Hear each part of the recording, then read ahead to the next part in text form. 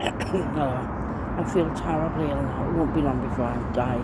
I hope I can do it, that's the only thing.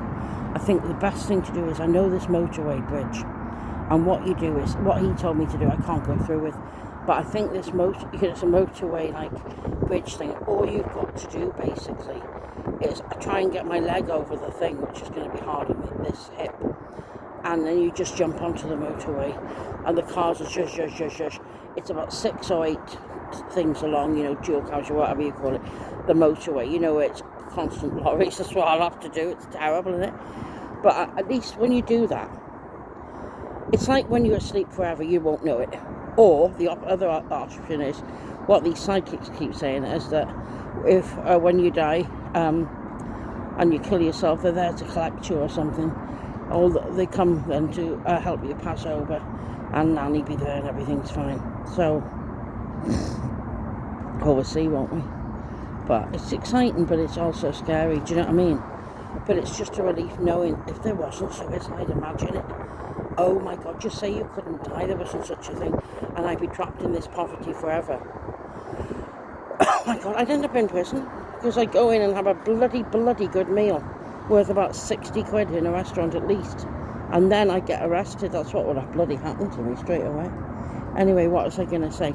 So I was suicidal, this was yesterday in Liverpool, and I was crying my eyes out, and I went into Mind, the charity shop, to see if there was any free helplines, if anyone could help at all, and he said, unfortunately you have to pay on the numbers, they're terrible there. But he was really nice and concerned about me, so he followed me out of the shop, and then he said, can I ring somebody for you? I said, don't really have anyone, no one cares. And then he said to me, and I'd remember, because I'm having these dreams about Meriel and Gail in Wales recently, about when I was a little girl, because when I was a little girl, my grandmother had a house there in Aberporth, it's called. You probably won't know unless you come from like Ceredigion in South Wales. And by the beach, it's nice there. Aberporth, it's called. And, well, Hira Craig was the road that we were on. And I think we were in number 16, and we were called Grey Gulls, our house. And my grandmother lived there, and she gave the keys to Meriel to keep it. She did the housekeeping on it, looked after it while we weren't there. And Gail was 4 years younger than me. We were like sisters, and we were always playing together. So as soon as I went down there, I basically hit her house straight away. I mean, after school, because I was in private school, so I had longer holidays, I would go down to Gail's, and Meriel would walk with me to pick up Gail from school. We'd come back, have a dinner together. I'd stay and play with her. Then I'd come back and have my own dinner with my grandmother.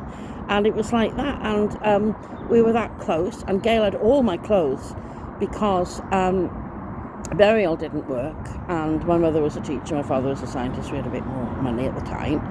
And so she had all my cast-offs. And she was a big child for her age. And I was very skinny at school, very skinny and very small for my age. She could fall into them straight away as soon as they came off my back, basically. So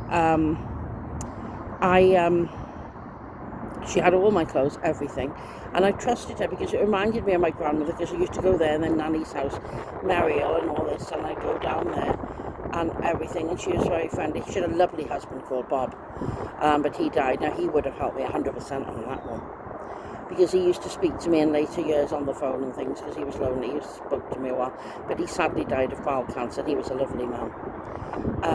So I trusted her. So I said, Meriel, so I knew the number off by heart. It's the same number. She's still there. She answered the phone. And he said, oh good, I've got Meriel. And then he said, do you know Lisa? And then he started to speak, and she hung up on him coldly, and he shook. He wasn't very well, this lad. Then he went, he said, what did he say? Something horrible's come over me. He said, she's not a nice person, he said. Because he's very sensitive, and he said, she's not a nice person. It shook him up, and he gave me a hug. And he said, forget about her. He said, forget about her. And that's broken my heart, because it's like a nightmare, like, oh, this isn't real. It's bad enough that I'm homeless. Do you understand me? I've got no home or anything, and I'm in really poor health. I feel really ill. And then to go to somebody you trust and they turn their back on you, they don't want to know if you're homeless. It's disgusting, isn't it? But we knew about her before. Other things were said by other people, and I thought they were being cruel. I felt they were picking on her because I thought she was always nice because she comes across as sweet. She goes, hello everybody. And that's exactly how she speaks, like that. So people used to mimic her and call her Larry the Lamb, like that. And that was going on since before I was born. Anyway, there were a lot of people there because mother's friends and things in Aberporth. They had like people they knew all the same age. So there was an Edith, and then you had a Gwenda, and different people.